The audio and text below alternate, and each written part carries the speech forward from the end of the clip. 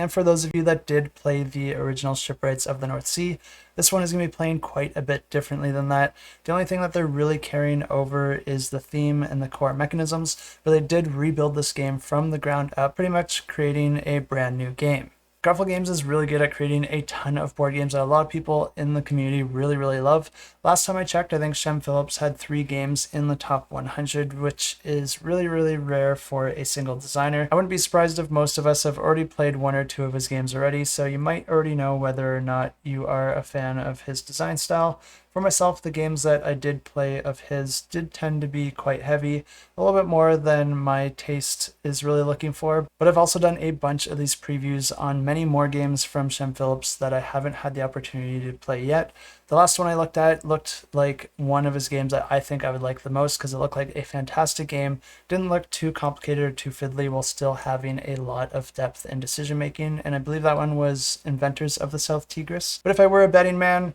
and I am, I would wager that this one is probably the one that I am absolutely the most interested in. This one is a very pure engine builder without a whole bunch of bells and whistles, but I think it does quite a lot with what it is already. And I think if you're a fan of Furnace or other games like that, you'll definitely want to be checking this one out, especially if you want to have way nicer artwork, because Garphill Games never underdelivers on that. But the way that this game works is that each player is going to be starting the game with their own player board with 3 different tracks, their own set of workers, and some starting cards as well. There's a bunch of different types of cards and they all work a little bit differently, and I'll get into that in just a second here. But like I said, this is an engine builder, so there's going to be a whole bunch of different opportunities for resource conversion, and the game does have some basic rules that are always in effect every game that you play, but then each round is also going to be revealing some round-specific resource conversion opportunities that you'll be able to take advantage of during that round. But I'm already getting ahead of myself, and before I get too far ahead of myself, I also want to mention that a core mechanism to this game is drafting, because the way that you're going to be earning cards in this game is that at the start of each round, each player is going to be drawing 6 cards into their hand, and then players are going to be choosing 1 card to keep and then passing the remaining cards to the next player, and then so on and so forth, always taking 1 card until every player has 6 cards in their hand. And I should also mention that this one is also definitely deserving of my own personal pick of the week, and I could definitely give it to this one, but the Discord already did that one for me because this one is our Discord pick of the week, and it's no surprise because this game does look fantastic. And I'm just going to go ahead and follow this now because I'm probably going to buy it.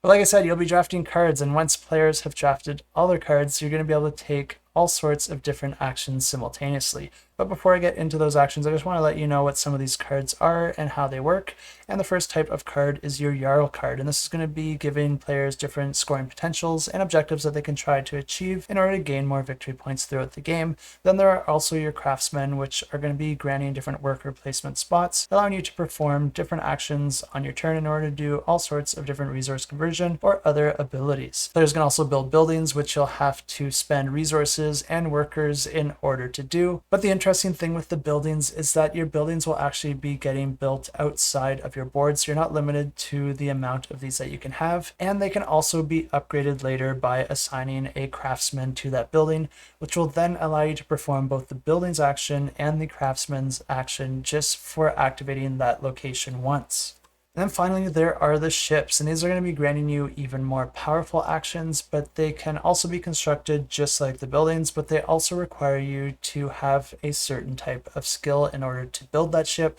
and your different craftsmen will be coming with different skills, and once you get enough of those of a particular type, that will allow you to build certain ships. But now let's get into the action phase, and this is another thing that I really love about this game because all players are going to be able to perform their actions simultaneously, which really speeds up the game. But essentially the way that your action phase ends is that you're going to have so many workers and so many cards that you have to play, and then once you've exhausted all of those, that's going to be the end of your action phase. Each of those cards that you drafted does also give you multiple options because you can choose to either discard it for the specified resource that is outlined on the card, or you can discard it to perform the card's ability, or instead you can recruit it onto your own personal player board in order to turn it into a new action space. Or like I said, instead of adding it to your player board, you could tuck it under one of your buildings to add that ability to that building. Of course, each of these options does come at different costs in terms of resources and what you need to do it, so that might be a factor when deciding whether you want to add something to your player board or add it to an existing building. As you're performing these actions and gaining new cards and skills and buildings, these are going to be moving you up the various tracks, And one of those tracks is the military track. And once you accumulate enough on that military track, that will actually allow you to perform raids. And that is another option that you'll have to perform with your workers. You can issue a worker to perform a raid, which will allow you to gain one of the raid cards from the raid deck, which will give you one-time use abilities that you can only use once per round. After all the players have performed all the actions that they can, you're going to move into the income phase, where each of the players' cards are going to be generating income or resources as depicted on that card, which you'll be able to use in the following round. The game continues like this, with players earning victory points outlined on their cards, any gold that they're able to accumulate, moving up those various tracks, and also by completing various objectives. Player with the most victory points at the end of the game wins the game. And if you want to check this one out, you can check it out. I have links in the description below.